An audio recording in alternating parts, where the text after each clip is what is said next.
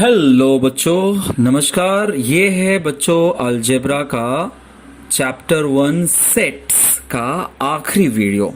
हमने 1.4 तक already complete कर लिया है बच्चों, और प्रॉब्लम सेट के भी सम हमने उसके साथ देख लिए हैं। अब प्रॉब्लम सेट में कुछ गिने चुने सम्स बाकी हैं, जैसे कि एमसीक्यूज है और कुछ छोटे छोटे सम हैं। वो मैंने सम नंबर भी यहाँ पे लिख दिए हैं बच्चों। यही सम हम इस लेक्चर में कवर करने जा रहे हैं। तो चलिए जल्दी से हम कंप्लीट करने चलते हैं हमारा चैप्टर नंबर 1। तो सबसे पहले हम शुरुआत कर रहे हैं एमसीक्यूज के साथ। तो एमसीक्यूज में देखिए बच्चों क्या लिखा हुआ है। Choose the correct alternative answer for each of the following question. तो जरा सोच के देखिए, आप भले एमसीक्यूज कर रहे हैं, बस ये नहीं होना चाहिए कि आपने डायरेक्टली आंसर पिकअप कर दिया बच्चों। आपको रीजन भी पता होना चाहिए। जैसे यहाँ पर लिखा है बच्चों m इज इक्वल टू 135 और n इज इक्वल टू लिखा है 246। तो आपको बताना है कि m इंटरसेक्शन n क्या होगा। तो इंटरसेक्शन का क्या मतलब होता है बच्चों? इंटरसेक्शन का मतलब होता है कॉमन लेना। तो आप क्या इसमें कुछ कॉमन देख पा रहे हैं? इसमें है 135 और इसमें है 246। तो कुछ भी कॉमन नहीं है। तो जब कुछ भी कॉमन नहीं है बच्चों, तो उसका इंटरसेक्शन क्या आएगा? ऑब्वियसली एक नल सेट आ जाएगा बच्चों, यानी कि रिक्त समुच्चय हो जाएगा। तो ये हो गया पहले का आंसर। दूसरा देखिए क्या है। दूसरा है हमारे पास P is all x such that x is an odd natural number, जहां पर x is greater than 1 less और इक्वल टू 5। ध्यान आपको यहां पर देना है बच्चों। बच्चे क्या होता है, अक्सर नेचुरल नंबर देकर बड़े कॉन्फिडेंस में आकर कुछ आंसर लिखना शुरू कर देते हैं। हमें नेचुरल नंबर तो ढूंढना है, पर वो ऑड होना चाहिए। अब ऑड नंबर क्या होता है? 1 और 5 के बीच में। एक तो होता है 1, एक होता है 3 और एक होता है 5। कंडीशन क्या बोल रहा है? 1 से ग्रेटर होना चाहिए, इसलिए हम 1 तो लेंगे नहीं, तो हम लेंगे 3। और क्या 5 ले सकते हैं? हाँ ले सकते हैं, क्योंकि वहां पर इक्वल साइन भी दिख रहा है। तो इसका आंसर क्या होना चाहिए बच्चों? एक होना चाहिए 3 और एक होना चाहिए 5। तो वो कहाँ दिख रहा है आपको? ये यहां पर दिख रहा है। तो ये हमारा आंसर हो गया 3 और 5। ओके बच्चों, अब देखिए क्वेश्चन नंबर 3। क्वेश्चन नंबर 3 क्या कह रहा है हमारे पास? ये P एक सेट है जिसमें 1 से लेकर 10 तक लिखा हुआ है, एक लिमिटेशन दे दिया हुआ है, और पूछ रहा है कि कौन सा टाइप है। तो बच्चों एक नज़र में तो सीधा सीधा समझ में आ रहा है कि ये लिमिटेड इसका है, हम इसको काउंट कर सकते हैं। तो ये फाइनाइट सेट होना चाहिए।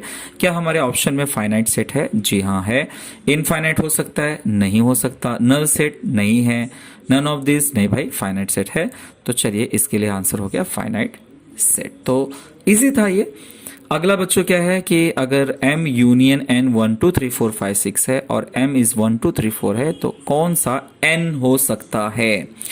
अब एक बात सोचिए बच्चों, m यूनियन n कैसे आया होगा? एक तो m आपको दिख रहा है और एक n कुछ रहा होगा जिसको कंबाइन करने से आया होगा। एक एक करके सोचो।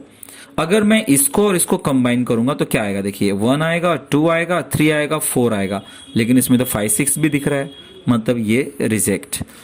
इसको और इसको कंबाइन करके देखते हैं। 1 2 3 4 5 6, ये देखिए पूरा का पूरा आ गया, मतलब ये हमारा मोस्ट प्रोबेबल आंसर है। बाकी भी चेक कर लेते हैं। इसको और इसको कंबाइन करूंगा बच्चों तो क्या आएगा? 1 2 4 5 6, तो 3 मिसिंग है। इसको ले लूंगा तो 1 2 4 5 6 आ जाएगा, तो 3 मिसिंग है। यानी सबसे सही यही वाला था। तो भाई हमारा जो n है वो ये हो सकता है। ठीक है, तो यही हमारा चांस है कि अगर मैं इसको n कंसिडर करूंगा तो m यूनियन n करने पर मुझे m यूनियन n का आंसर ये आ जाए। ओके बच्चों, तो जल्दी से बढ़ते हैं आगे। हमारे पास 2 और हैं। कह रहा है कि अगर P सबसेट M का हो, अगर P सबसेट M का हो, इसका मतलब क्या होता है बच्चों? मैंने एक 1.3 जब आपको सिखाया था और 1.4 जब सिखाने जा रहा था, तो मैंने आपकी इसकी 7 8 प्रॉपर्टीज बताई हुई थी। देखिए इस तरह से उसका एमसीक्यूज पूछता है। एक सिंपल सा हमने प्रॉपर्टी सीखा था बच्चों, P सबसेट M है। इसका मतलब ये हुआ बच्चों कि P एक छोटा सबसेट है, छोटा सेट है, और M बड़ा सेट है। अभी आप फिलहाल ये समझिए कि P एक छोटा सेट है और M एक बड़ा सेट है बच्चों, है ना। तो हमने ये सीखा था कि अगर छोटा वाला सेट बड़े वाले सेट का सबसेट हो तो इंटरसेक्शन करने पर छोटा वाला आंसर आता है और यूनियन करने पे बड़ा वाला आता है। ठीक है, इंटरसेक्शन मतलब कॉमन, कॉमन क्या आएगा, जो छोटा वाला रहेगा, और यूनियन मतलब सबको मिला के, तो उसमें क्या आएगा, बड़ा वाला आएगा। तो उसी के आधार पर देखिए समझने की कोशिश करिए कि हमें पता है कि P सबसेट है M का, तो इसका आंसर हमको पता होना चाहिए। पहले हम ब्रैकेट सॉल्व करते हैं ना, तो इसका आंसर क्या होगा, बड़ा वाला। यूनियन में बड़ा वाला आंसर होता है। अब बड़ा वाला कौन है भाई, M बड़ा है, क्योंकि P is a subset of M। तो इसका आंसर बच्चों M हो जाएगा, इसका आंसर M हो गया। अब हम इंटरसेक्शन का सोचते हैं, इंटरसेक्शन में छोटा वाला आंसर होता है, तो इसलिए आंसर P आ गया। तो इसका आंसर डेफिनेटली P होगा बच्चों। तो ये थोड़ा सा आप जानते रहिए, ये प्रॉपर्टी है यूनियन और इंटरसेक्शन का। मैंने पुराने वीडियोस में बताए हुए हैं, आप रिफर भी कर सकते हैं, नहीं तो कोई एग्जांपल लेकर भी आप देख सकते हैं। Which of the following sets are empty set, इसमें से कौन सा एम्प्टी सेट है, पहला ही लग रहा है, set of intersecting points of parallel lines. भाई पैरेलल लाइंस के बारे में सबसे पहली बात हमने ये सीखा है कि वो कभी इंटरसेक्ट ही नहीं करते, वो तो इक्विडिस्टेंट होते हैं, मतलब इसमें इंटरसेक्ट होने का कोई सवाल ही पैदा नहीं होता। तो भाई पहला वाला इज वेरी गुड। बाकी का चेक कर लेते हैं। Set of even prime number, भाई उसका आंसर 2 होता है, मतलब वो तो एम्प्टी नहीं है। मंथ ऑफ इंग्लिश कैलेंडर, भाई वो तो फेब्रुअरी होता है जो 30 दिन से लेस होता है, तो उसका भी एक आंसर है। और एक ऐसा इंटीजर जो -1 से बड़ा हो और 1 से छोटा हो तो वो 0 होता है। मतलब तीनों का, बाकी तीनों का कुछ ना कुछ आंसर है, मतलब वो सब एम्प्टी सेट नहीं होंगे। और हमारा ये वाला set of intersecting points of parallel line, ये एक एम्प्टी सेट है। ओके बच्चों, अब देखिए आगे क्वेश्चन नंबर 2 की तरफ पढ़ते हैं। ये भी एमसीक्यू टाइप का ही है। बोल रहा है कि find the correct option for the given question. Which of the following collection is a set. तो ये बेसिक डेफिनेशन से रिलेटेड है बच्चों कि सेट हम कहते हैं कि उसका सेट आपको पता है ना किसे कहते हैं, जो वेल डिफाइंड हो। तो वेल डिफाइंड क्या है, कलर ऑफ रेनबो, पहला वाला सबसे सही दिख रहा है, कलर ऑफ रेनबो। बाकी टॉल, स्मॉल, बिग, ये सब चीजें हम डिसाइड नहीं कर सकते। रिच, इजी, ये सारी चीजें सेट के अंदर इंक्लूड नहीं की जाती हैं। तो सिंपल सा आंसर है कलर ऑफ रेनबो, क्योंकि वो फिक्स है पूरी दुनिया में। विच of the following set represent N intersection W. अब आपको इसका मीनिंग समझना चाहिए। एन का मतलब होता है बच्चों नेचुरल नंबर, और नेचुरल नंबर कहां से स्टार्ट होता है, 1 से। 1 2 3 4 5 6 ऐसा होता है। जबकि W कहां से स्टार्ट होता है बच्चों, इसका मतलब होल नंबर होता है, वो 0 से स्टार्ट होता है, मतलब 0 1 2 3 4 5 6। अब आप सोचिए, ये 1 2 से स्टार्ट है, ये 0 से स्टार्ट है, तो कॉमन क्या आएगा, कॉमन आएगा 1 2 3 पर। W में 0 ही तो एक्स्ट्रा था, तो 0 को छोड़ दीजिए। इंटरसेक्शन क्या आ जाएगा, 1 के आगे सब कुछ, यानी ये रहा वो आंसर 1 2 3 वाला, ये हमारा इंटरसेक्शन का आंसर रिप्रेजेंट करता है बच्चों। अब यहां पर है P is X such that X is a letter of the word Indian. तो which of the following set P is listing form. Listing form में अगर लिखना है तो आपको एक चीज याद रखना चाहिए कि लिस्टिंग फॉर्म में कोई भी लेटर हम रिपीट नहीं लिख सकते। मुझे पता है कि आप में से कई लोगों का आंसर देखते ही ये निकल गया होगा इंडिया, पर वो नहीं होगा बच्चों, क्योंकि इसमें आई रिपीट हो रहा है। तो आई एन डी, आई में नहीं लिख सकता क्योंकि रिपीट हो गया, फिर ए और एन नहीं लिख सकता क्योंकि रिपीट हो गया। तो यानी कि ये जो आई एन डी ए दिख रहा है बच्चों, ये इसका सही आंसर होगा। ये इसलिए नहीं होगा क्योंकि इसमें आई नहीं है, ये इसलिए नहीं होगा कि इसमें आई रिपीट है, और ये इसलिए नहीं होगा क्योंकि इसमें ए लेटर है ही नहीं। तो यही वो सेट है जिसमें इसके सारे लेटर्स मौजूद हैं। तो उम्मीद है कि आपने समझकर इसको टिक किया होगा। क्वेश्चन नंबर 4 कह रहा है आपके पास T है और आपके पास M है, इसका यूनियन लिखना है। यूनियन आपको पता है, आपको कंबाइन करके लिखना होता है। 1 2 3 4 5 7 8, 1 2 3 4 5 7 8, कहां पर है वो, ये रहा। सो 1 2 3 4 5 7 8, तो देखिए हो गया अच्छा से, बहुत इजी एमसीक्यूज थे इसमें। अब आते हैं हमारे क्वेश्चन नंबर 7 की तरफ। ये क्वेश्चन बाकी रह गया था हमारा, करना कुछ नहीं, बहुत इजी है। आपके पास ए है, बी है, और इसको हमें वेन डायग्राम से दिखाना है। ठीक है, इसका यूनियन लिखना था हमें। इसके साथ जितने भी क्वेश्चन है सबका यूनियन लिखना है। तो यूनियन मतलब भाई 2 सर्कल ले लीजिए। पहले कॉमन वाले को लिख डालिए आप। कॉमन क्या है इसमें, 4 कॉमन है, यहाँ पे लिख डाले बच्चों। और उसके बाद जो इसमें बच गया, इसमें बच गया 3 5 7, वो यहाँ पर आ गया। और इसमें बच गया बच्चों 1 और 8, वो यहाँ पर आ गया।